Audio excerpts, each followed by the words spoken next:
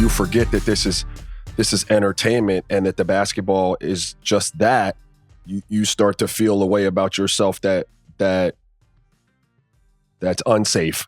I've seen a lot of dudes fall into that category, not just with me, but with other people. Like, hey man, you forgot you forgot that even though you were better than that cat you were talking to on the court, that he just didn't give a fuck.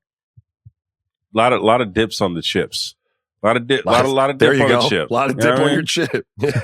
When did you start to see a change in it though? When did David Stern be like, nope, we ain't doing this? I know the Malice in the Palace was a crescendo, but I'm sure there were times like David Stern inherited a league where Kurt Rambis can get clothesline, and then we go all the way for 30 years, and then we're not doing that. We just don't see that anymore. When did it change? I mean, I think it was gradual, but by the time, let's see, I had that situation with Kobe, for instance. I only got one game for that. I only got one game. Like, that's wild.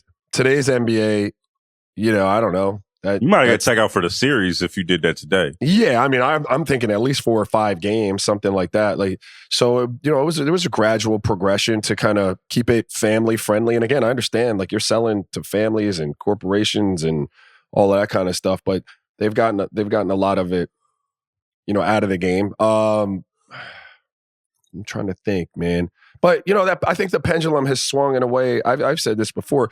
It's swung overboard now. Like it's swung too far to the other side. Our flagrant 1 just because you hit somebody in the head. Did you see last night? Even if it's inadvertent, like everyone knows that you didn't mean to do it. You still wait. Did you see last night? Did you see last night Mason Plumlee and Pods from the Warriors? Did you see the? Did you see the? I did. Did you see? Pods, I know you probably listened to this. I saw you. That was a flop. We saw the vibes. You know what I mean? We saw it. That was a great. It was a great sell of a call. Amazing sell. Rookie move. I'm not rookie move. Veteran move. And that's good perfect because that's exactly where I was going next. Is like because players know that they can get a competitive advantage by getting either extra free throws or getting someone kicked out of a game. These dudes are flopping. I've said this before. There's a difference between flopping to get a personal foul called on someone, like 2 guys coming together and you flopping that I fouled you defensively, me flopping that I took the charge, right? Yeah. There's a difference between that and trying to sell to a ref that you lost your eye and said player should be ejected from the game. Those are 2 completely different things. And I see it a lot. LeBron does this shit. I love LeBron. I couldn't be more effusive in my praise for LeBron. But like, are you serious? There was a time, bro. Go look back. I think there was a Bulls Heat game. I don't know if you remember this, Raja. If this is on TikTok, put the little clip. Keith, hold me down, please. Where LeBron they're playing against Chicago in the Heat. I think Nazir Muhammad. I don't know if you played with Nazir Muhammad, but damn right. Me and Nazir used to play a lot of golf together. Okay. So his son, Sir Muhammad's a bad boy, by the way. Top, I think maybe 100 kid in the country right now. Basketball is tough. For sure. Shout out. But Nazir Muhammad probably got like LeBron with like a quick like forearm or something to shiver, and LeBron sold the shit out of that, bro. Like LeBron, all of 280 pounds, the person that looked at you like and laughed at 18 years old because you gave him a weak ass forearm in his eyes, right? You gave him a weak ass forearm, right? This fucker, LeBron, falls down and it looked like somebody shot him from the rafters. Just got the call. Got the call though. Yeah. I mean, again, if you're getting a call, this is just me. No, I mean, you can agree, you don't have to agree.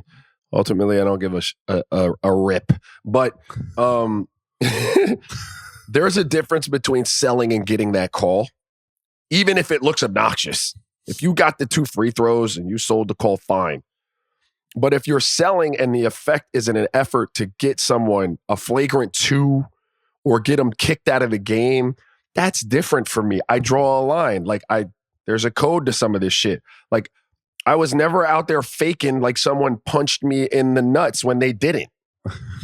Like, do you know what I mean? Like that's going to get someone in a lot of trouble. I'm not trying to get you in trouble. I am trying to get these free throws. Yeah. But what was the like, line there's that a you would difference. draw when you were flopping? Because I know you've sold a few calls in your day, Rob. Look, what was the line? Even the foul I told you about J.R. Smith, which was a really physical, in the air, like he tried to fuck me up foul. I'm not over there writhing in pain, acting like I need a backiotomy. What? Like, you know what I mean? Like, yo, get your ass up. Like, I deserved it. It's part of the game. Like, we had a back and forth, and he took his shot. That's the way it goes. So the line I drew was just that. Like, I'm not flopping like that to try to get anyone kicked out of a game or in trouble or in any way insinuate that he is playing dirty or trying to hurt me. I'm not doing that. Well, you know what ended up happening with Pods, right? After he got Basin Plumlee a flagrant one, which it got Ty Lue, your guy, ejected, which was a rare sight. I was like, wow, Ty Lue doesn't get ejected. You know what happened after that? He missed both free throws, and they lost the game. Yeah. So, the basketball gods, they were up 9 in the fourth quarter, and they lost the game. Well,